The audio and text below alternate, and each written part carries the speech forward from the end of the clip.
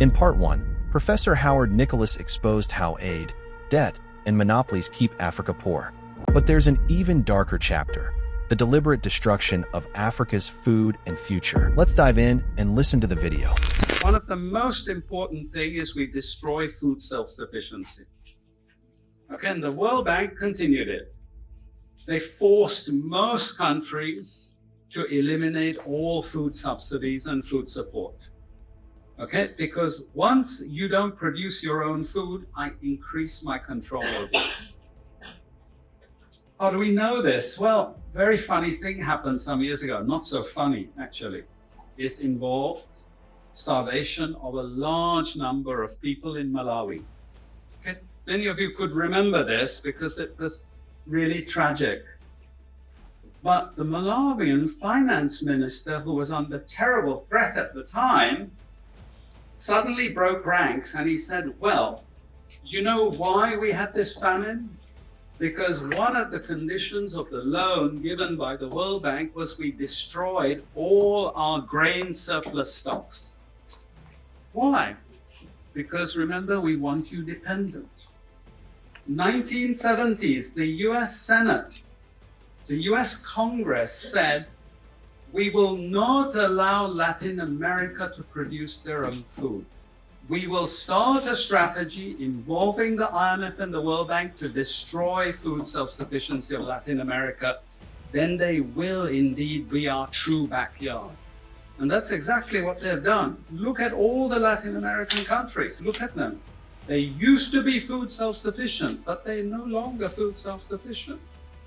Now here comes the kicker. This is the beautiful part of it. I congratulate them. You know, I admire them because they do it so well. Okay, I know it sounds really perverse, but we have now in the WTO something called the Agreement on Agriculture. Okay, you know what that Agreement on Agriculture states? It says, if you don't have any subsidies, you're not allowed to put these subsidies on food. But if you have subsidies and income support for food production, you can keep them. Who has all the subsidies and income support? US, Europe. The largest budgets in the world for supporting their farmers are Europe and US. But the World Bank and IMF have destroyed all those subsidies. You see, all those subsidies have been destroyed. And now we're telling these countries, you don't have subsidy, tough luck. You know, you see, we're keeping them dependent. We're keeping them on a string. What does the IMF do? What is structural adjustment about? It's about making sure countries keep producing what we want them to produce. We make sure they have recurrent balance of payments problems. You notice these countries never get out of balance of payments problems. You notice that? Whereas countries that never took IMF support are always out of balance of payments problems. But the countries that are continuously getting advice and support by the IMF, they're always in balance of payments problems. Why? Because that's the way we keep our stranglehold on them.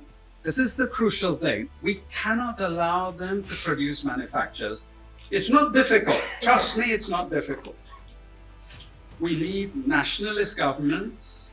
We need them committed to industrialization, and it won't take them a decade to move out from where they are. This is the fundamental point. It's not difficult. But this next round of the WTO is designed to block that. One of those very damaging and destructive things is the doctrine of comparative advantage. It's a lie from beginning to end. It's utter crap. It has been decimated many times, but we keep it in every curriculum. Why? Because it tells sub-Saharan African countries that their destiny is to produce raw materials, you see.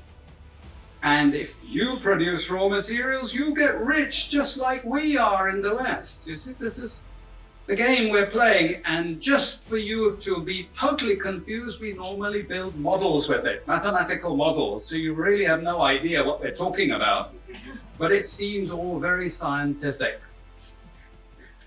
Then we have the modern version of this is because it's all a failure. We know it's a failure. we now have a new generation of economists saying, it's only a failure because you're all corrupt in your countries. We call that new institutional economics.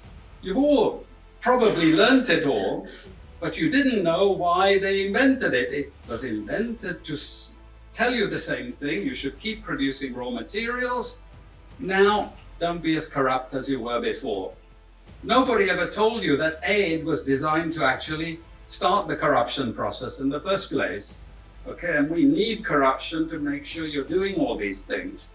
But now we blame the victim. You're poor because it's your fault, basically. And you're poor, stupid, and corrupt, basically. This is the message that we're giving people. There are also what I call more enlightened approaches, but which are also potentially destructive for sub-Saharan African development. And this is where I come back to the IMF and the World Bank. You see, now they're all into poverty alleviation. They want you to concentrate on redistributing income, and it's something nice. You're young people, you're socially conscious, you're aware. You don't like all this injustice. So you gravitate towards what we call pro-poor strategies. But actually, I'm sorry to tell you, that is not what Africa needs. Africa needs aggressive industrialization.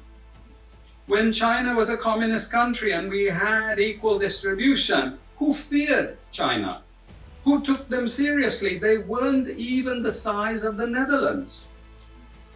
But today, I can't open an internet site. I can't open a magazine. I can't open a newspaper without China, China, China, China. And we know what has built China is not socialism or communism, it's capitalism, guys. It's manufacturing, it's production. This is what creates employment. This is what creates the jobs. I'm not pro-capitalist, but this is the reality. And unfortunately, we're now going to get caught with the good cop, bad cop. The good cop is now IMF saying, oh, you must concentrate on poverty reduction and income redistribution. As long as we can take you away from industrialization. This is the crucial thing. If this opened your eyes, let's spark a conversation. Comment your thoughts, subscribe, and share this video. And if you haven't watched part 1 yet, go back. This story is bigger than one video. If you want to explore Africa's untold history, I've linked some of the most eye-opening books below that will change how you see Africa's ongoing struggles. Check it out in the description. It's worth your time.